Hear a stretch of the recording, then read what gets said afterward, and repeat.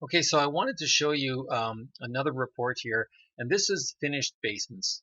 And typical, I did an earlier report explaining why almost everyone's wrong about the real estate prices in our current September market.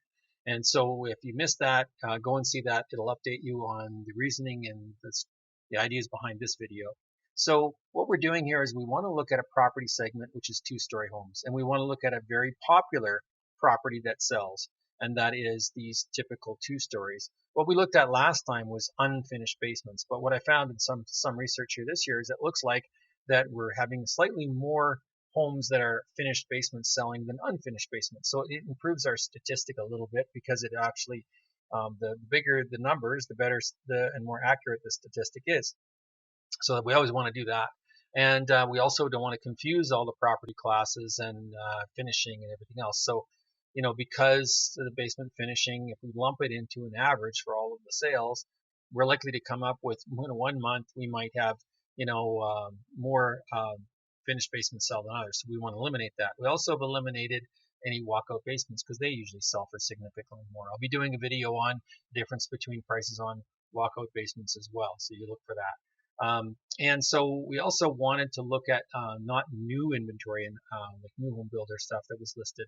So we went up until 2021 as far as year built, and we only included homes that were 1,700 to 2,000 square feet because we didn't want to get a weighted average that were 1,500 square feet, and that might skew our results within a particular month. So 1,700 to 2,000 is pretty tight. It makes does make the statistic very small, but at least it should be at least tell us what we want to know is, and that's on a very on a very um, popular property category. Is it actually changing? Is it better or is it worse with the interest rates that they put on us right now? So with all that said, we're going to look at. I wanted to add the first April, May, June statistics in one lump because we're going to go every month. We'll get crazy here, but I wanted to add those in together, and it looks like we come up with an average sale price of $627,000, and that would be a typical 1847 square foot home, and that was taking 19 days to sell during that period. And the median price, and just so you know what the median price is, where most of the buyers were. Now, being the way we do this, because our square footage are fairly tight, the median will be very close always to the average.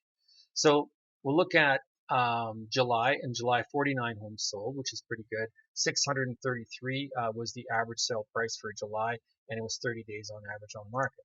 If we go to August, we ended up with 626,000 was the average sale price and 27 days on the market. So really not a change from there.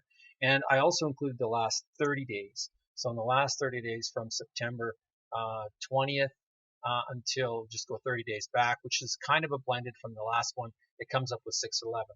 So it looks like the property prices on this particular group went down a little bit and the days on market went up according to what this was. Now, we did have a 20,000. The lowest sale in the category was 20,000 less. Might have dropped our numbers a little bit, but wouldn't drop it that much, of course.